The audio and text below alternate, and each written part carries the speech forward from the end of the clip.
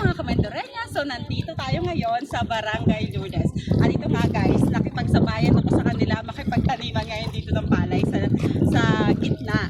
Ito guys, ipapakita ko doon sa mga hindi pa marunong magtanim ng palay kung paano magtatanim ng palay guys. Ay, shout out nga pala dyan sa mga katrabaho ko sa DepEd at the same time sa dalawang AO, kay Maurice Gail Soliman at kay Marison Garcia. Ayan guys, sobrang thank you tayo sa ating mga sponsors at siguradong manonood din siya sa akin once na may upload ko to. Kasi sabi ko sa kanila, magtatanim tayo ng palay. Ito guys, ipapakita ko sa inyo kung paano magtanim ng palay. Yan. Kasi ito guys, totoo lang, namimiss ko paano pa ako. Malimit yung magtanim dito sa gitna ng palay.